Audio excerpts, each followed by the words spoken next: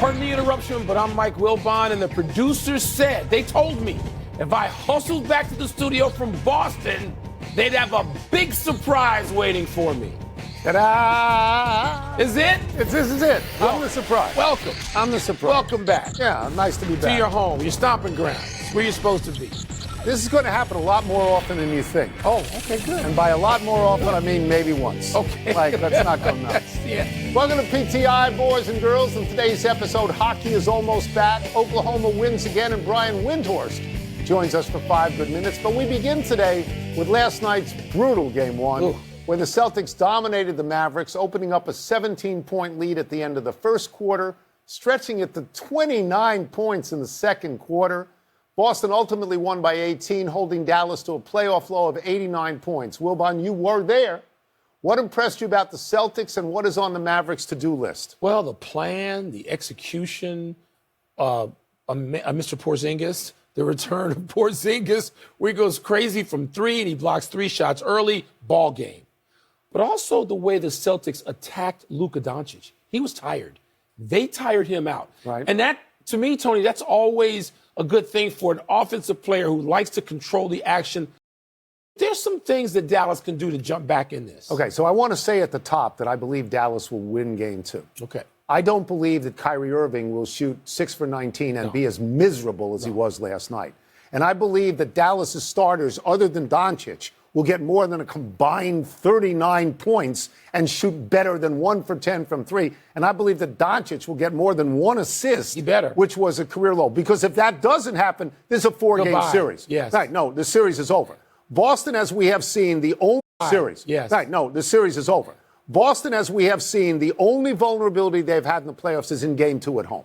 They lost to Miami at home. They lost to Cleveland at home. They haven't lost any other games. So I am expecting, because I believe, like you do, that the series is going to go 6 or 7. I believe that Dallas is going to be better. Because, again, if not, this thing is over. I want to get to Porzingis briefly.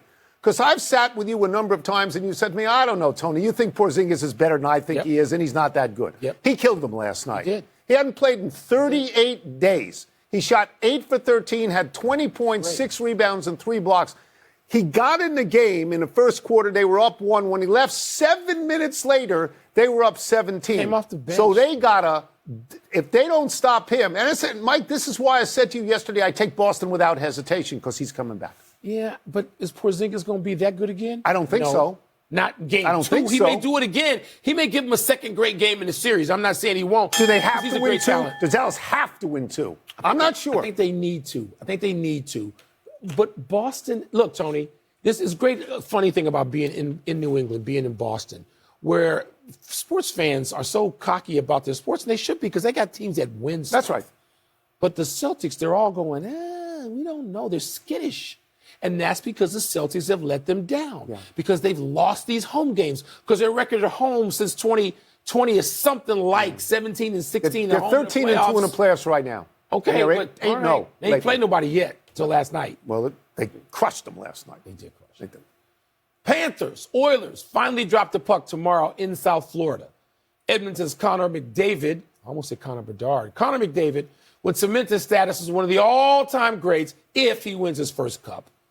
But Florida's back in the final for a second straight season and beat the Oilers both times they played in this regular season by a combined score of 10-4. Tony, you love stars, and your heart may say Oilers. Yeah. But does your head? Okay, my heart does say Oilers. I want a Canadian team to win. It's been 30 years, and that's far too long. I want to see Connor McDavid win, because too many people have come on this show and said to us how great a player he is, so I would like to see him win. But I think you're right about my head. I think you're right, because I respect the Stanley Cup process. And regularly, teams that get to the Stanley Cup final for the first time, they don't win.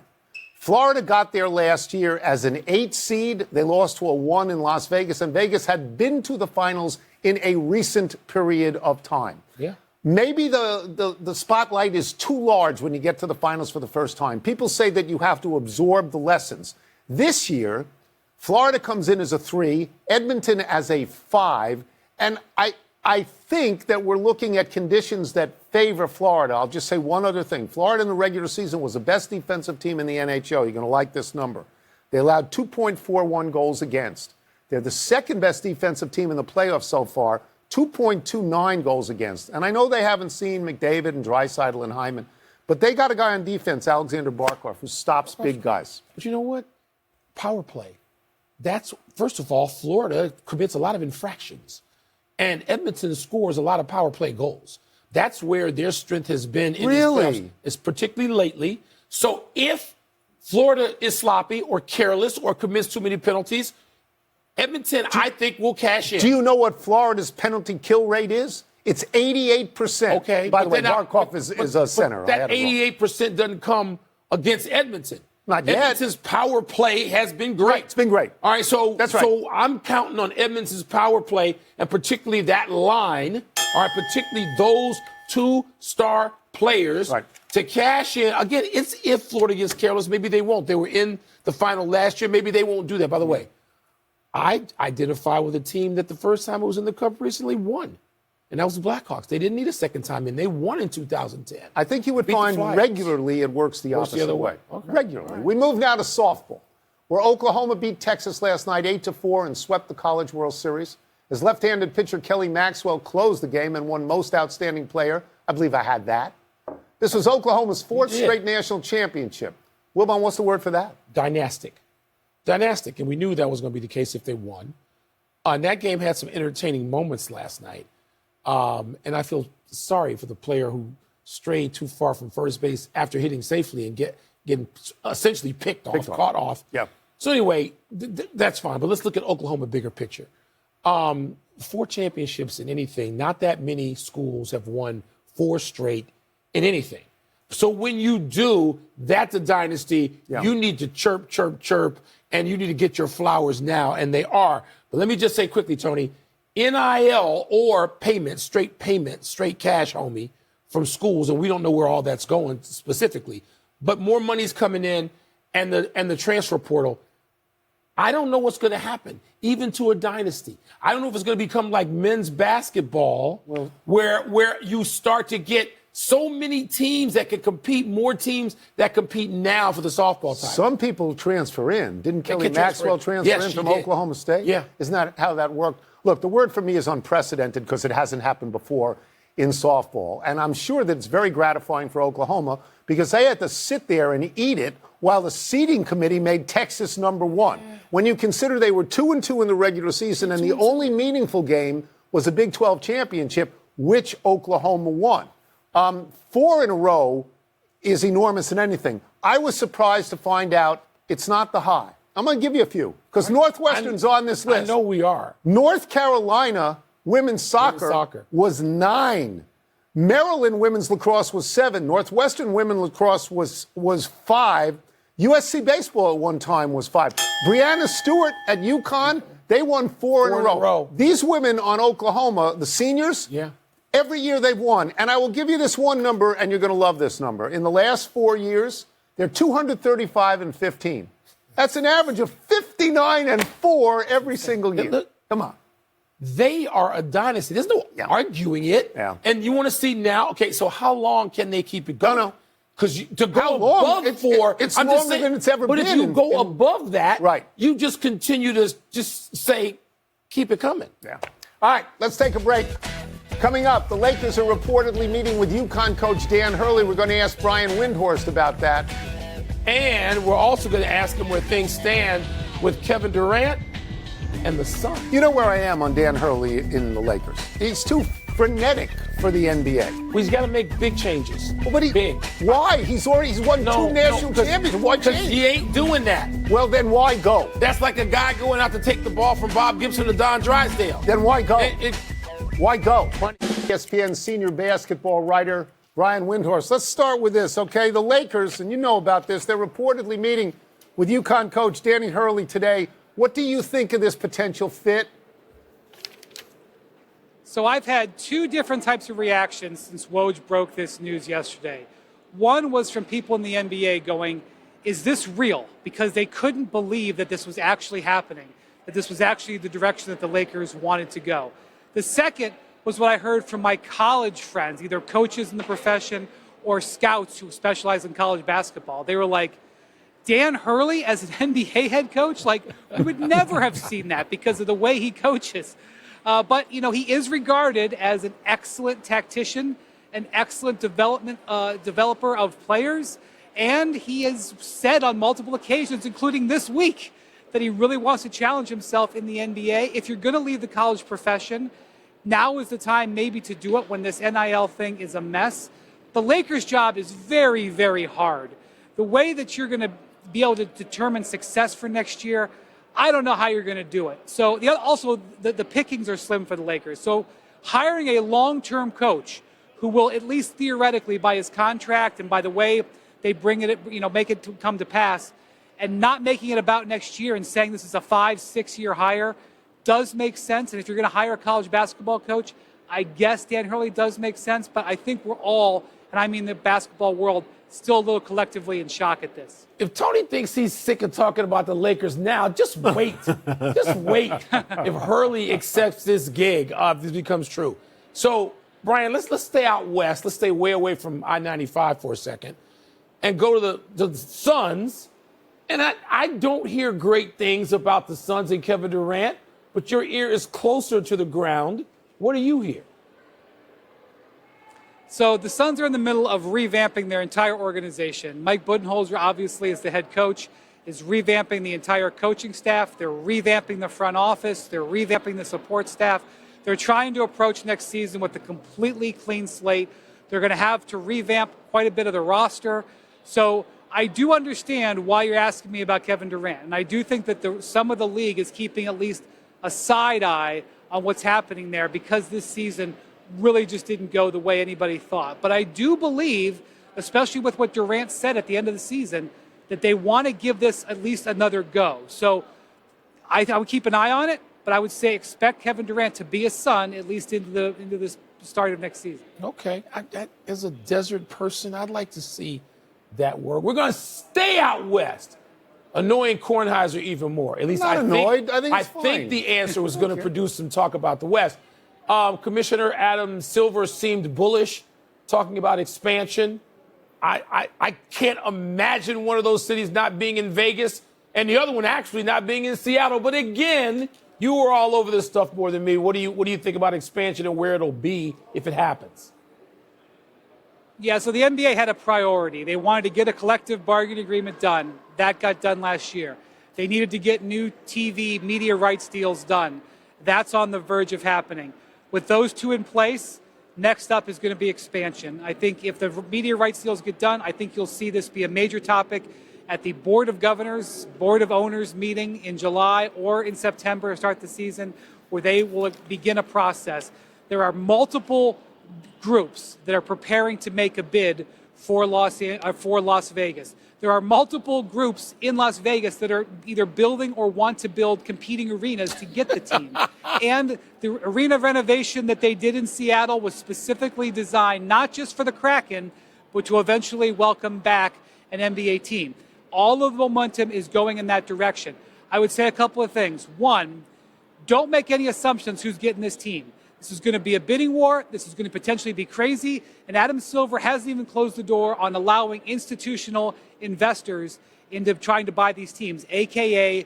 Middle Eastern money, potentially. Right now, there's a limit on how much they can put in, but there's a possibility that you could get a crazy bidding war.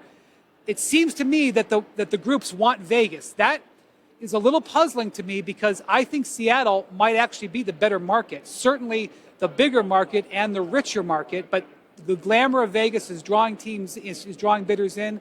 There are multiple people trying to get there, including LeBron James, who's been eyeing it for a while.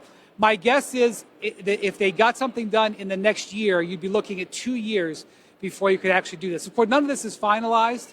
There's a lot of process to go through, but I think we're going to see 32 teams in the NBA. I wouldn't rule out Mexico City. The NBA has placed a G League team there to test it out. But I think we're a little premature for that. I think it'll be Vegas and Seattle. I think you're looking at least $5 billion as an expansion fee, or 4 to 5. Honestly, I'm going to say 5. I think it could, even eclipse that. You're going to get a bidding war for that. And here's the interesting part. Obviously, if you send 2 teams to the Western Conference, you got to send 2 teams to the Eastern Conference. That is going to be something you're going to want your popcorn for, because all these teams aren't going to want to compete in the West. You're going to have Minnesota, you're going to have Memphis, you're going to have New Orleans, maybe even other teams trying to get to the Eastern Conference. That'll be something to watch down the line, maybe theoretically, what have you. Very easy to accomplish. Just, build a couple of arenas on I-95, make Wilbon. Two teams in Vegas. Thank you, Brian. Two teams in Vegas. Thank you, Brian. Thanks, Brian. Enjoy the weekend. Let's take one last break. Still to come. Jake Paul and Mike Tyson set a new date for their fight. Enough of this. No, Enough. I want to see that fight. Enough. It's going to be in the West. I know you can't handle that. The Dodgers and Yankees get set to play 3. Everybody wants to put everything in Las Vegas. They Yeah, do. yeah. That's every league wants Las Vegas. Pretty simple.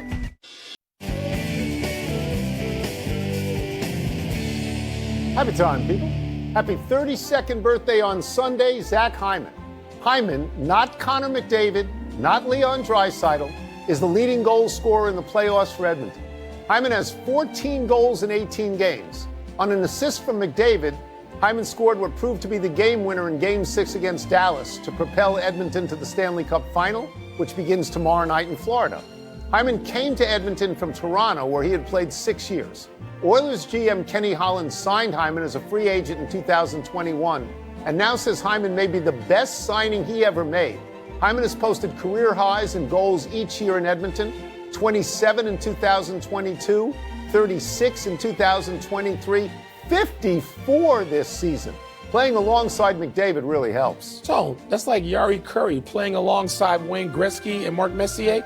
Curry had 71, 68, and 54 goals, and one of those years outscored Gretzky in goals 68 to 52. Wayne Gretzky.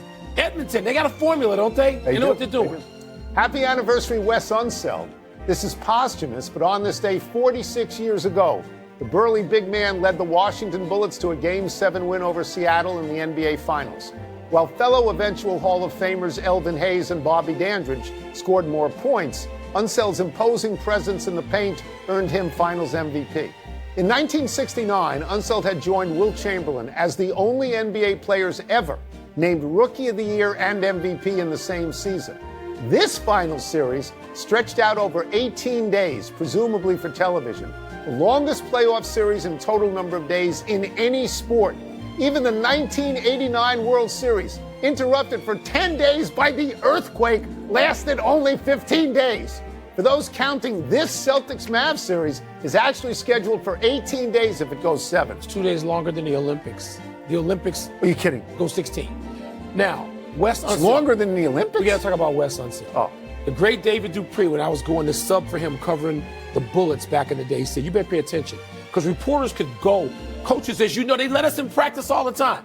And he said, you better pay attention. Because Wes will call you out on the floor and make you walk through the play. He will do that. And Wes Unseld would quiz you, quiz the reporters covering the team. What's the play? Come walk through it. It's great. Greatest outlet passer of all in time. the history of We basketball. miss Wes Unseld. We both do. Happy trails to last night's game for your White Sox, Wilbur. Oh. Chicago broke a 100-year-old franchise record with its 14th straight loss. This one to the Red Sox by a fitting score of 14-2. It was such a laugher that White Sox infielder Danny Mendick blooped his way through the ninth and was the only White Sox pitcher not to surrender a run. The White Sox are now a Major League worst 15-48. They're already 26 games out of first in the AL Central. This team lost 101 games last season. Chairman Jerry Reinsdorf called it, quote, the worst year I've ever suffered through, unquote. Well, Jerry, buckle up, because this year's team is on pace to beam in that number with 123 L's. You know, I'm a Cub fan through and through. But you're a White Sox fan, I too. love Jerry and Michael Reinsdorf. I do. I know them. I respect them. I'm never going to root against them. I'm not. This has got to be tough for Jerry because this is the worst baseball team I've ever seen. It is.